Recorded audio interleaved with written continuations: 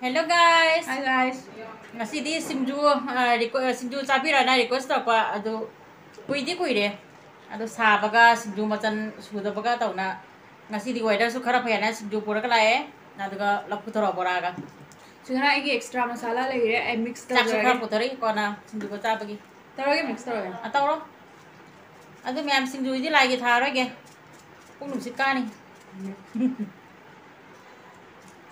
सिंजुदी As मसाला migi masala mimi masala abdel hawroye. मैं तो mummy का लाइन में खाना एक थारा करे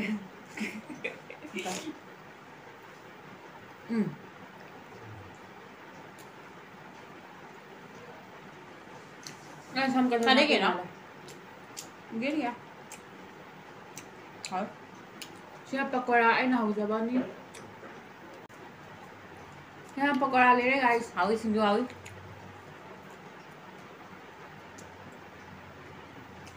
और मिमी सिंजुदी हवा लेके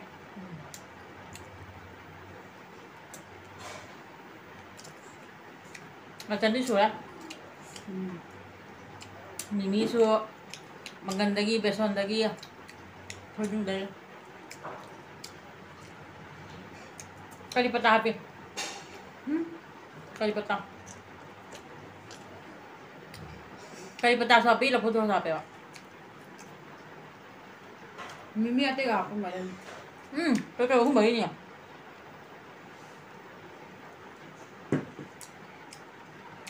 Alright guys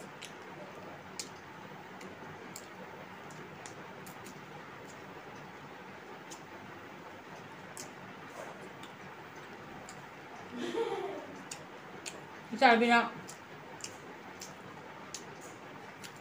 Anarkali wala lai mana. ऐना आते फा जे तो बिना नहीं Anarkali masak kali.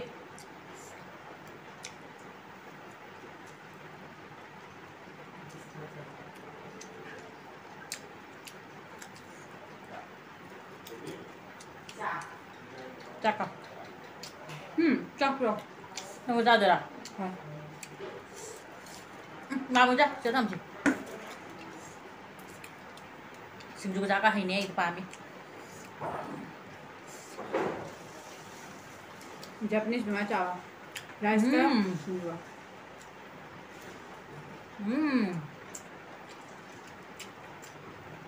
Anarkali disco chali. Lupa mo kon. Mummy आज फुल बोल रहे हैं Hảo con kìa. Hảo chứ. Sao mai chắc cái sao vậy à? Hảo con đi. और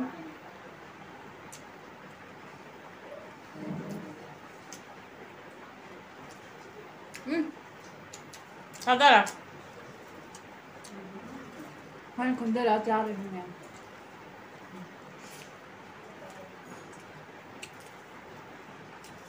Chille. अगी फ्रेंड ना हरे निगास में हम सिंजू मुकबम तोड़वाना न तारे ऐसे जा रहे हैं हम तोड़ में से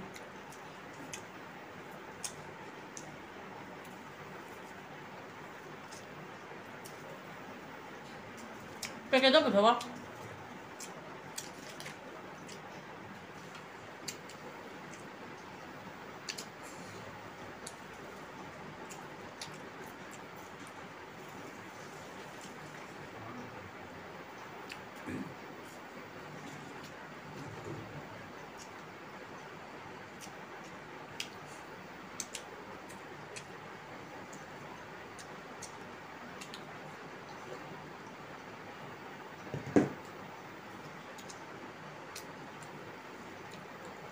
बोरा बोरा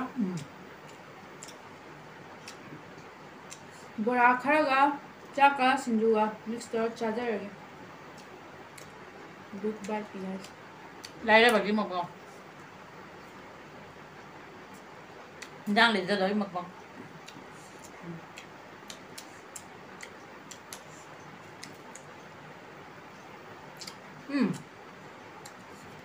Usai kan suka le hawa ni. To thong hodan.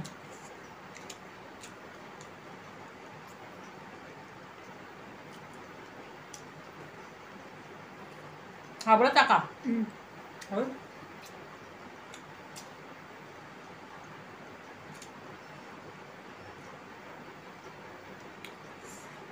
ꯑꯩꯗꯤ ꯆꯥꯛꯀ ꯁꯤꯡꯖꯨꯒ ꯆꯥꯕ ꯌꯥꯝ ꯄꯥꯝꯖꯩ ꯀꯩꯅꯣꯗꯤ ꯃꯍꯤ ꯆꯣꯠꯇꯣꯅ ꯏꯟꯖꯥꯡ ꯈꯔ ꯌꯥꯝ ꯇꯧꯔ ꯆꯥꯒꯟꯕ ꯃꯤꯅꯗꯤ ꯍꯩꯅꯔꯣꯏꯗ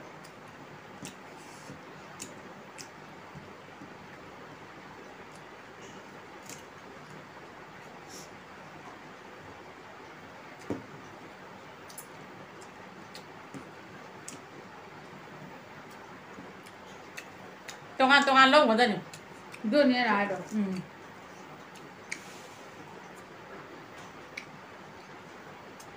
ꯇꯤꯟꯅꯒꯦ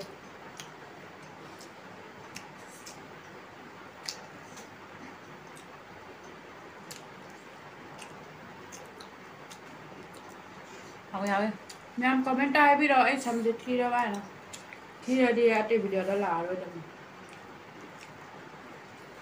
ꯆꯔꯣꯏ ꯃꯥꯜꯂꯦ ꯍꯥꯏꯔꯦ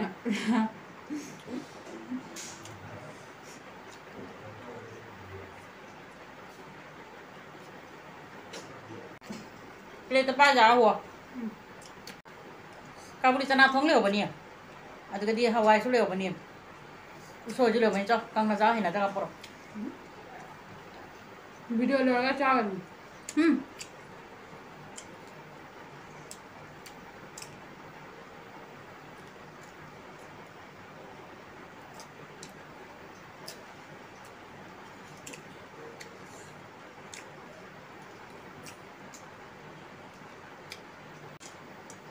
हाउ राइस और सिंजू का कॉम्बिनेशन बहुत अच्छा है सबको ट्राई करनी चाहिए एक बार सुपर कॉम्बिनेशन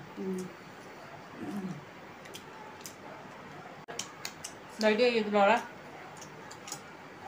आई जी करो चाय चाह पा पता चिनब्रा प्लेट खा तो पड़ जाता कैसा mình mày em sao bao rồi đấy xin ra mau cái đấy không muốn gì đâu qua cảm ơn anh đấy là đường cái video xem mà tao sẽ lôi sau next video tao muốn thêm là bye bye